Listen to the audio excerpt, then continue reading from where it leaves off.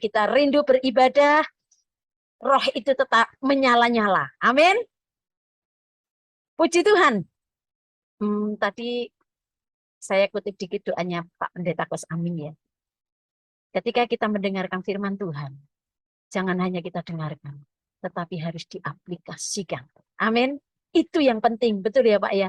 Harus diaplikasikan, karena dengan mengaplikasikan firman Tuhan itu, melakukan firman Tuhan itulah kita akan mendapat kuasa firman. Amin. Puji Tuhan. Hari ini tema dari firman Tuhan dalam 1 minggu ini, nanti Bapak Ibu juga akan belajar di HF masing-masing, itu tentang bagaimana kita harus menjaga dan mengendalikan lidah kita. Bagaimana kita harus menjaga dan mengendalikan perkataan kita. Diambil dari kitab Yakobus pasal yang ketiga. Kalau di dalam Yakobus pasal ketiga ayat yang ke-8 dikatakan, tetapi tidak seorang pun yang berkuasa menjinakkan lidah. Ia adalah sesuatu yang buas, yang tak terkuasai, dan penuh dengan racun yang mematikan. Ini kalau dibaca benar-benar ini, firman Tuhan katakan, tetapi tidak seorang pun yang berkuasa menjinakkan lidah. Jadi enggak ada di antara kita yang bisa punya kemampuan untuk menjinakkan lidah kita ini. Betul? Lidah, berbicara tentang lidah, ada terjemahan dari bahasa Alkitab yang pakai terjemahan bahasa lain, dia dikatakan lidah manusia itu tidak dapat dijinakkan oleh seorang pun. Lidah itu senantiasa siap menyemburkan racun-racun yang mematikan. Tadi pagi saya bilang, saya ini asli orang Jawa, jadi kadang pengen lihat Alkitab terjemahan bahasa Jawa. Gitu. Kemudian waktu dibaca, ayat ini katakan seperti ini. Ilat iku, ini lidah kita itu, seperti, koyo kewan sing galak. Seperti hewan yang buas. Sing galak. Siapa sing seneng apa? Ketemu orang galak. Wedi kabeh gitu. Nah, lidah kita ini, ilatnya kita ini seperti kewan sing galak. Kang ora ono kebak wiso.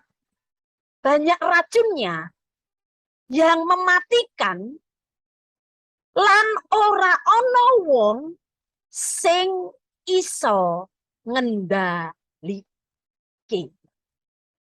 Piye ya? Firman Tuhan bilang nggak ada orang yang bisa mengendalikan, tapi kok kita disuruh menjaga dan mengendalikan lidah kita. Kemudian di ayat yang ketiga firman Tuhan katakan, kita mengenakan kekang pada mulut kuda, sehingga ia menuruti kehendak kita. Dengan jalan demikian, kita juga dapat mengendalikan seluruh tubuh kita. Itu berarti kalau kita mau mengendalikan lidah kita, kita mau menjaga lidah kita harus pakai kekang. Kekang itu alat untuk yang ditaruh di mulutnya kuda itu ya. Saya ini orang Salatiga, dulu di Salatiga itu banyak banget dokar. Dokar itu kan kalau dokar dijalankan di Salatiga ya, kan mungkin ada yang dijalankan dengan kerbau, nggak mungkin dijalankan dengan singa atau harimau, nggak ada ya. Dijalankan dengan kuda. Lah setiap kuda yang menarik dokar itu biasanya dipasang besi kayak bergerigi gitu, atau dipasang tali. Jadi kalau dibawa kemana digini-ginikan itu ya kudanya ngikut gitu. Nah di mulut kita ini kita harus bisa ngekang, harus tahu kekang. Kekang itu artinya apa? Harus bisa menahan. Kita ini harus bisa membatasi. Kita ini harus bisa mengendalikan lidah dan perkataan kita ini. Loh tadi dibilang nggak ada seorang pun. Lalu kita yang mana ini yang bisa mengendalikan? Kita yang sudah diselamatkan oleh Tuhan. Ketika kita diselamatkan Tuhan, bukankah kita berkata, aku hidup. Tetapi bukan aku sendiri yang hidup, tetapi Kristus yang hidup di dalam aku.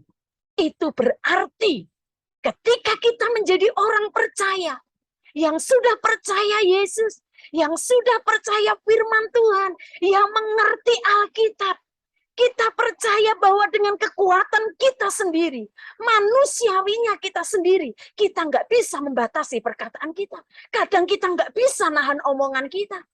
Tetapi ketika kita mau bekerja sama dengan siapa yang di dalam kita, yaitu Roh Kudus yang di dalam kita, dialah yang memampukan kita untuk kita bisa menahan omongan kita. Untuk kita bisa mengendalikan perkataan kita. Apakah perkataan ini cocok saya ucapkan? Apakah perkataan ini membangun iman orang lain? Atau justru perkataan ini harus aku tahan, tidak boleh aku keluarkan. Karena ini bisa menyakiti hati orang lain. Karena itu bisa melukai hati orang lain. Ini bisa membuat orang lain undur dari Tuhan. Kalau aku nggak bisa mengekang lidah ini. Oleh karena itu, Roh Kudus, bekerja samalah dengan aku. Roh yang di dalam aku di dalam dia. Bekerjalah memampukan aku untuk bisa membatasi, menguasai, menahan setiap perkataanku. Amin. Amin. Amin. Puji Tuhan. Next. Lalu ketika kita membaca dari kitab Yakobus pasal 3 ini, pelajaran apa yang bisa kita ambil? Yang pertama, sadarlah bahwa kita bukan manusia yang sempurna. Bukan titik loh ya. Kita bukan manusia yang sempurna. Tapi mau disempurnakan. Amin. Sebab kita semua, ini ayat yang kedua ya, Yakobus 3 ayat yang kedua. Sebab kita semua bersalah dalam banyak hal. Barang siapa tidak bersalah dalam perkataannya, ia adalah orang sempurna yang dapat juga mengendalikan seluruh tubuhnya. Saya mau tanya, siapa di sini yang nggak pernah salah ngomong? Angkat tangan. Masih waktu 1 menit ya Pak. Siapa yang nggak pernah salah dengan omongannya? Semua pernah berbuat salah. Ketika kita nggak bisa mengontrol perkataan kita, itu tandanya kita sedang nggak bisa berpengaruh, tidak bisa mengandalkan semuanya. Kita bisa melakukan kesalahan dalam banyak hal, termasuk salah dalam perkataan. Benar, Bapak Ibu? Terkadang orang Kristen melayani Tuhan, sudah jadi pengurus, masih bohong. Masih suka gosip, bahasa Alkitabnya meleter. Masih lakukan fitnah. Meskipun kita tahu fitnah itu lebih kejam dari pembunuhan. Dibunuh langsung mati. Tapi nek difitnah, nyiksa wong liya. Apalagi mencaci maki, mengolok-olok. Terkadang tanpa kita sadari guyon loh ya. Yang di dalam guyon itu ngolok-ngolok orang lain. Sekarang yang terkenal apa? Body shaming ya.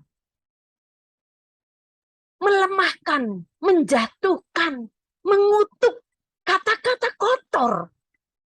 Bener tak ini? Ada tak anak Tuhan yang kayak gini? Bener tak ada pelayan Tuhan yang model gini? Benar toh ada hamba Tuhan yang seperti ini. Benar toh ada mungkin hamba Tuhan yang sekali bersiapa bisa salah dalam omongannya. Saged napa boten Bapak Ibu? Saged.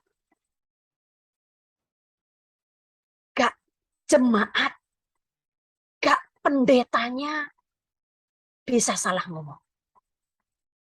Karena saya nanti mau mengutip salah satu ya pernyataan dari seorang hamba Tuhan, gak apa-apa ya ini apa namanya sharing aja gitu. Seorang hamba Tuhan yang beberapa hari ini sedang viral di dunia mensos gitu. Karena channel Kamu Hebat di dalam situ ya, Pendeta Gilbert Lemondong, saya saya rasa ketika dia membahas masalah itu, saya pikir karena gini, oh mungkin kenapa ya dia kok sampai ikut bahas seperti itu, yang mungkin bukan menjadi ranahnya. Terus saya masih belajar berpikir positif gini, oh mungkin beliau kan seorang hamba Tuhan, gembala sidang, mungkin ada jemaatnya, mungkin ada apa netizen yang ngikuti vlognya, yang mungkin mengajukan pertanyaan, karena dalam kasus yang sedang viral di Indonesia, kasus itu ya, apa FS dan BJ itu ya, itu sedang viral. Nah, korbannya Kristen, pelakunya Kristen, pengacaranya Kristen, netizennya, nah ya, saya pun ngikuti. Hari itu sempat ngikuti, Pak. Tapi lama-lama aduh bosen saya gitu iki. Wong kita semua juga nggak tahu kan ya, nggak tahu itu kasusnya sebenarnya gimana, nggak tahu lah. Pokoknya kita nggak tahu. Yang tahu hanya Tuhan dan yang bersangkutan aja gitu. Kita nggak tahu. Main tebak-tebak nanti netizen mengarahkan ke sana, ikut ke sana, mengarahkan pikiran ke sana, kita ikut ke sana gitu. Kemudian satu kali dalam vlognya itu, Pendeta Gilbert ini menjawab gitu. Bukan menjawab ya, dia mengeluarkan statement-statementnya. Salah satu statement yang dia keluarkan itu ketika didengar oleh keluarga pihak korban. Ternyata itu sangat menyakiti hati. Pihak korban merasa, dia sampai katakan loh, ayah dari korban ini katakan, baru sekali ini saya menyaksikan dan bertemu dengan pendeta yang fitnah. Itu berarti mungkin kata-katanya sudah sangat melukai hati. Tetapi ya Bapak Ibu, kembali lagi kita melihat hal yang negatif, tetapi tetap harus ditarik ke supaya pikiran kita positif. Akhirnya karena itu sudah rame di media sosial, malah ada seorang apa itu teolog gitu ya, yang masih muda itu mengatakan, ini menjadi pro kontra karena seharusnya seorang hamba Tuhan tidak usah ikut bicara dalam ranah yang tidak semestinya gitu. Harusnya itu serahkan sama polisi. Tapi ya wis namanya wis kadung tadi ya, namanya ini lidah ini kan siap nyemburkan gitu loh. Tapi bagusnya adalah ketika situasi sudah tidak menjadi kondusif, Pendeta Gilbert Memondong dia mengklarifikasi, dia memohon, minta maaf.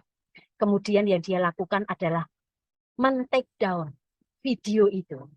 Men-take down itu menghapus gitu video itu. Kemudian saya sedikit kutip dari perkataan. Pendeta Gilbert meminta maaf atas ucapannya yang menjustifikasi seolah Brigadir J sebagai pelaku pelecehan di dalam kasus Ferdy Sambo. Pendeta Gilbert Limondong pun akhirnya men-take down video yang memuat pernyataan tersebut. Saya atas nama pribadi menyampaikan maaf sebesar-besarnya untuk keluarga Pak Samuel Huta Barat dan Ibu Rosti Simanjuntak, orang tua Brigadir J. Jika ada pernyataan saya yang mengecewakan dan menyakitkan, kata Gilbert. Kemudian Gilbert Lemondong menghapus semua video itu. Videonya saya take down, tetapi saya tetap mendoakan Bapak dan Ibu keluarga yang sudah saya sakiti hatinya. Gilbert menyatakan tidak bermaksud menyakiti hati keluarga Brigjen. Gilbert menyadari kesalahannya sebagai hamba Tuhan yang tidak luput dari kekurangan. Tidak ada maksud saya untuk menyakiti, tetapi sebagai hamba Tuhan, manusia biasa, saya tidak lepas dari kekurangan. Kemudian ia meluruskan pernyataan semua. Hamba Tuhan, sekali berdia, tidak sempurna. Terkadang membuat kesalahan dalam perkataan. Kita juga. Kita bukan manusia sempurna. Tapi bukan berarti kesadaran bahwa kita manusia tidak sempurna. Membuat kita bebas berkata-kata. Membuat kita sembarangan ngomong. Lah iki kan mulutku dewe. Aku mau ngomong A, terserah. Aku mau ngomong B, terserah. Lah nek dia sakit hati dengar kata-kataku ya salah dewe. Nek dia tersinggung dengan ucapanku ya salah dewe. Dialah yang nggak bisa ngatur hatinya. Duh, kita tidak sempurna. Tetapi kita sedang dalam proses. Mau terus disempurnakan. Kita ngerti firman Tuhan kok. Perkataan-perkataan apa yang boleh kita ucapkan. Perkataan-perkataan seperti apa yang tidak boleh kita ucapkan. Itu sekali berhamba Tuhan bisa salah ngomong. Jemaat bisa atau bisa. Saya bertemu dengan seorang jemaat. Yang karena masalah kecil dia merasa tersakiti dengan suaminya. Padahal suaminya ini benar baik loh. Ya baik karena kita kenal ya. Suami juga kenal. Banyak yang kenal ini terkenal baik, bertanggung jawab dengan istri dan anak-anaknya, pekerja keras. Tetapi hanya karena kesalahan kecil, satu kali istrinya ini biasa. Apa yang dia bilang? Bu, saya jengkel sama suami saya. Saya mendoakan. Manis kan? Saya mendoakan. Suami saya stroke. Gak bisa bangun. Dan nanti kalau dia stroke gak bisa bangun, saya nggak mau merawat. Saya akan panggilkan suster untuk merawat dia. Aduh, kok kayak doanya Habib ya? Ini orang percaya ini.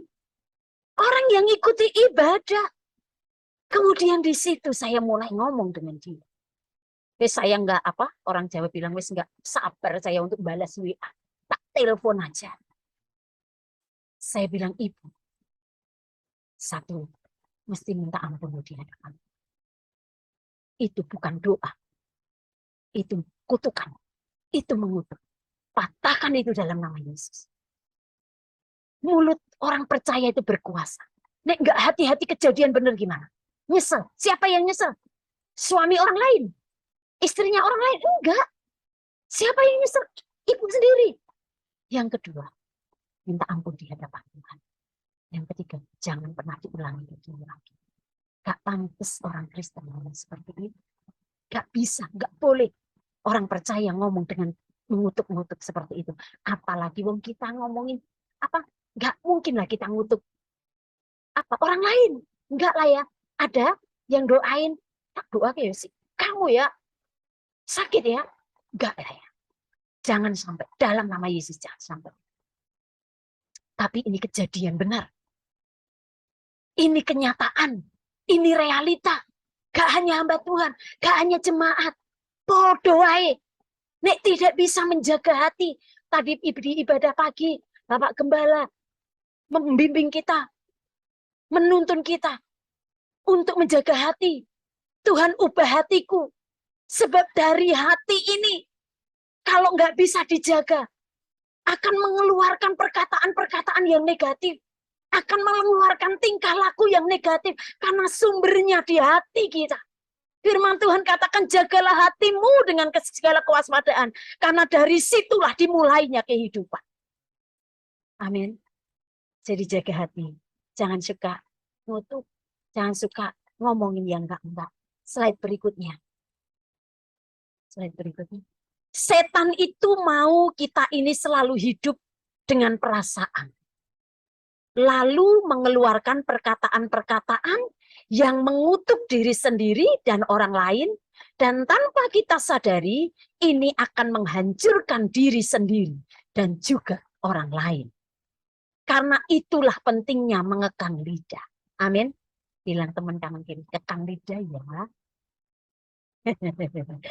Mengekang lidah artinya membatasi perkataan yang tidak berguna, yang sia-sia, yang negatif, yang tidak membangun dan merugikan diri sendiri maupun orang lain. Amsal 18 ayat 21. Hidup dan mati kita dikuasai lidah. Siapa suka menggemakannya akan memakan buah. Apa yang sering kita katakan, yang kita keluarkan dari mulut kita itu, itulah nanti yang akan terjadi dalam hidup kita. Makanya firman Tuhan katakan, pakai yang kekal. Slide berikutnya. Alkitab menyatakan bahwa kesempurnaan hidup kita dimulai dari perkataan kita. Lidah pun adalah api. Ia merupakan suatu dunia kejahatan dan mengambil tempat di antara anggota-anggota tubuh kita sebagai sesuatu yang dapat menodai seluruh tubuh dan menyalakan roda kehidupan kita. Sedang ia sendiri dinyalakan oleh api neraka. Semua jenis binatang liar, burung-burung, serta binatang-binatang menjalar dan binatang-binatang laut dapat dijinakkan dan telah dijinakkan oleh sifat manusia.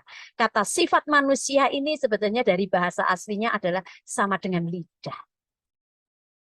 Hidup kita ini dikendalikan oleh lidah kita.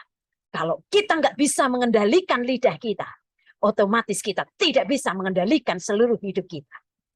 Oleh karena itu, pakailah kekal di lidah kita. Amin. Kemudian, ini Bapak Ibu, slide berikutnya.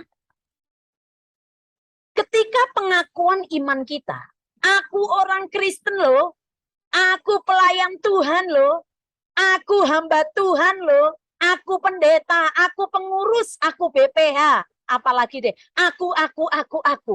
Ketika pengakuan iman kita tidak sejalan dengan cara hidup kita, maka hidup kita pasti akan dikomplain orang lain. Benar, Bapak Ibu? Wong Kristen kok kaya ngono.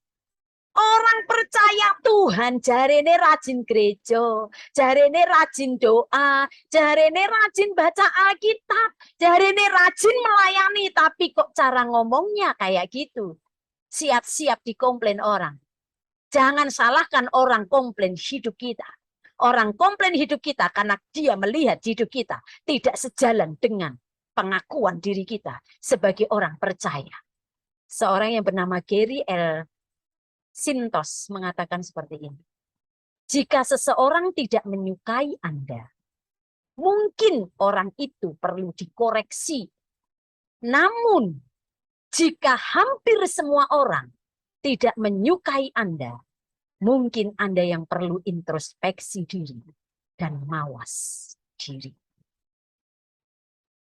Malah ada seorang yang mengatakan seperti ini. Lho nek sing ra seneng mbek aku akeh ra apa-apa. Orang aku ini kayak Tuhan Yesus. Gak disukai banyak orang. Bener apa? Enggak. Kepedean banget. Yesus gak disukai karena ya oleh siapa gitu. Dan kehidupannya benar-benar jadi berkat, jadi teladan bagi kita sampai hari ini dan seterusnya. Kemudian poin yang kedua. Yang pertama tadi, kita tidak sempurna, tapi kita mau disempurnakan dimulai dari perkataan kita. Kemudian yang kedua, slide yang kedua. Muliakanlah Tuhan dengan perkataan kita. Amin. Bilang teman kanan kiri, muliakan Tuhan dengan perkataanmu. Iya. Yakobus 3 ayat 9 sampai 10, dengan lidah kita memuji Tuhan Bapa kita, dan dengan lidah kita mengutuk manusia yang diciptakan menurut rupa Allah. Dari mulut yang satu keluar berkat dan kutuk. Hal ini saudara-saudaraku tidak boleh demikian terjadi. Amin. Saya kok baca ini tiba-tiba terlintas. Satu kali di satu ibadah di satu satelit, suami datang, suami istri ibadah jejer, nyanyi loh padahal lagi nyanyi. Saya lupa ya, nyanyi pokoknya lagi nyanyi. Dalam nyanyi loh bisa di break. Breaknya apa? Saling caci maki. Kon yo, pokoknya ada caci maki nih. Suaminya caci istrinya mencaci maki suami. Loh ini waktu nyanyi loh. Nyanyi memuji Tuhan di gereja. Ini masih nyanyi. Tuhan Yesus baik. Ini isinya juga kayak gitu. Jadi kayak berantem. Ini contoh yang bisa terjadi. Yang jelas bukan satu eklesia lah. Dengan lidah yang sama memuji Tuhan, mengagungkan Tuhan. Tuhan engkau baik Tuhan. Tuhan engkau Tuhan yang mengasihi, engkau Tuhan yang mengampuni. Tapi pada saat yang bersamaan, kok iso ya? Caci maki suaminya, istrinya. Iki piye to? Sing salah BL to? Oh bukan. Sing salah gembala sidangnya, oh bukan. Sing salah hati nih perkataannya. Ini nggak bisa. Tuhan katakan jangan. Hal ini tidak boleh demikian terjadi. Hari ini, hari Minggu semangatnya minta ampun. Tuhan Yesus baik. Ayo pakai gerakan ya. Nah, ya, ya. Jadi sehat badannya, sehat rohaninya, ya kan? Seger gitu. Nah, Tuhan Yesus baik, nyanyi dengan sukacita. Wah, luar biasa. Sampai luar biasa ya ibadahnya hari ini. Luar biasa ya pujiannya hari ini. Wah, aku diberkati loh, imanku dibangun. Tapi besok waktu kerja, wis nggak usah tunggu Senin. Waktu sampai rumah. Gara-gara apa? Selesai ibadah, pulang makan bareng warga. Gara-gara si gini. Bisa, kamu tuh buka lagi bersama-sama. Mulai umpat-umpat. Keluar kata caci maki antara suami istri, orang tua dan anak. Tadi baru memuji Tuhan. Sekarang wis iso cakar-cakaran. Cakar-cakarannya bukan pakai ini. Cakar-cakaran pakai lidah. Itu terjadi. Itu bisa terjadi. Dan itu benar-benar terkadang terjadi di antara anak-anak Tuhan. Orang-orang Kristen. Hari ini bisa menjadi pemimpin yang luar biasa. Tapi ketika ada di kantor, bertemu dengan karyawan yang melakukan kesalahan sedikit aja. Caci maki yang keluar. Wih, nyakiti hati karyawan. Saya bertemu, kenal sekali sepasang suami istri yang jadi guru sekolah minggu, jadi ketua rayon, melayani Tuhan. Tapi selalu kalau telepon cuma yang dikabarkan apa? Karyawannya keluar lagi. Kenapa? Dimarahi. Tak marahi, Bu. Gini. Padahal antara karyawan dengan bos saling membutuhkan. Ojo merasa bos, oh tak bayar kok kamu, suka-suka. Enggak.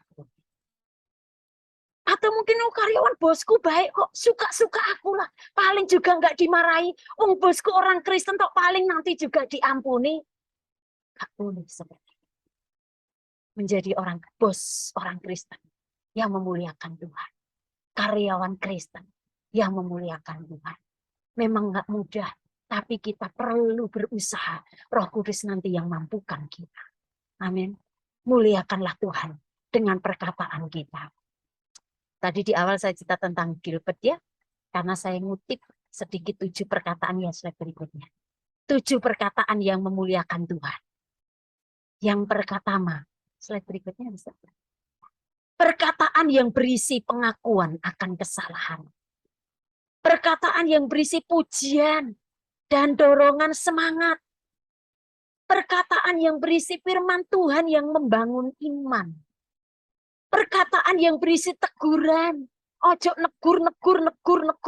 Toh bikin orang sakit hati.